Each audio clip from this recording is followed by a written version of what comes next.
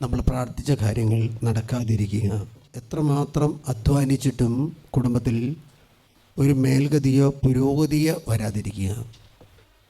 വീട്ടിൽ പൈസ ധാരാളം വരുന്നതിന് ഇരട്ടിയായിട്ട് കുടുംബത്തിൽ നിന്നും സമ്പത്ത് ഇറങ്ങിപ്പോവുക. എപ്പോഴും ഒരു അസ്വസ്ഥത, ഒന്ന് മാറി രോഗങ്ങൾ പടർന്നു പിടിക്കുക. നമ്മൾ എന്നിട്ട് നിരാശപ്പെട്ട് ആത്മഹത്യ ചെയ്യുന്നവരുണ്ട്, നിരാശയായിട്ട് പള്ളിയിൽ പോകാതിരിക്കുന്നവരുണ്ട്, കൂദാശകൾ മുടക്കി ജീവിക്കുന്ന മക്കളുമുണ്ട്. അല്ലെങ്കിൽ നമുക്കറിയാം, നമ്മൾ എന്തെങ്കിലും ഒരു ബിസിനസ് തുടങ്ങി, എന്തെങ്കിലും ഒരു കച്ചവടം തുടങ്ങിയാലും നമുക്ക് ചിലപ്പോൾ ഒരു സന്തോഷമോ ആനന്ദമോ അല്ലെങ്കിൽ മേൽഗതിയോ പുരോഗതിയോ ഉണ്ടാകാറില്ല. എന്ന് പറഞ്ഞാൽ മറ്റുള്ള കടക്കാർക്കെല്ലാം വലിയ വ്യത്യാസങ്ങളുണ്ടാവും, നമുക്ക് മാത്രം ഒരു അല്ലേലിയ. അപ്പം നമ്മുടെ ദൈവം വിളിച്ച വിളി കേൾക്കുന്ന ദൈവമല്ലേ. അപ്പോൾ എന്താണ് ഈ കുടുംബത്തിൻ്റെ കാരണമെന്ന് നമ്മൾ അന്വേഷിച്ച് അതിനെ കണ്ടെത്തണം.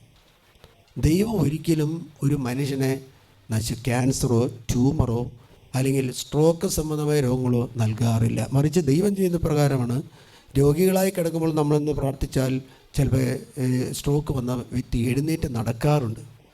അപ്പോൾ ഇങ്ങനെയുള്ള രോഗങ്ങൾ പടർന്നു പിടിക്കുന്നത് എന്തുകൊണ്ട് എന്ന് നമ്മൾ ചിന്തിക്കണം.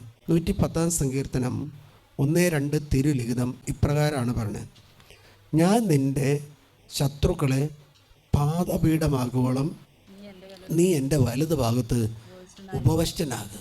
നമുക്കറിയാം, മത്തായിയുടെ സുവിശേഷം 22-ാം അധ്യായം 44-45 തിരുലിഖിതത്തിൽ ദാവീദ് പറയുന്ന കാര്യമാണ്. കർത്താവിനോട് അരുളി ചെയ്തു, ഞാൻ നിന്റെ ശത്രുക്കളെ നിന്റെ പാദം കീഴിലാക്കുവോളം, അതായത് നമ്മുടെ ശത്രുക്കളെ നമ്മുടെ പാദപീഠാക്കുവോളം നമ്മൾ എവിടെ ഇരിക്കണം? നീ എൻ്റെ വലത് ഭാഗത്ത് ഉപവശനായി. അതായത് ഒരു 7-8-10 പ്രാവശ്യം സ്ഥലത്തെങ്കിലും ഇതേ കാര്യം തന്നെ സുവിശേഷകന്മാരോ അപ്പസ്തോലന്മാരോ അല്ലെങ്കിൽ പഴയ നിയമത്തിലോ ആവർത്തിക്കപ്പെടുന്ന ഒരു സംഭവമാണ്.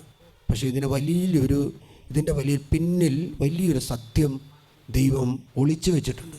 പാദത്തിൻ്റെ കീഴിലാക്കുവോളം. അപ്പം എന്താ, ഇപ്പോൾ ശത്രു എവിടെയാണ്? ഇപ്പോൾ പാദത്തിൻ്റെ കീഴിൽ അല്ല.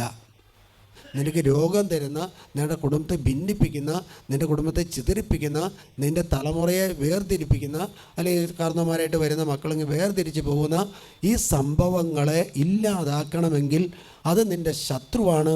ആ ശത്രുവിനെ നിൻ്റെ പാദത്തിൻ്റെ കീഴിൽ ഞാനാക്കുവോളും നീ എൻ്റെ വലതു ഭാഗത്ത് ഉപവിഷ്ടനാകുക.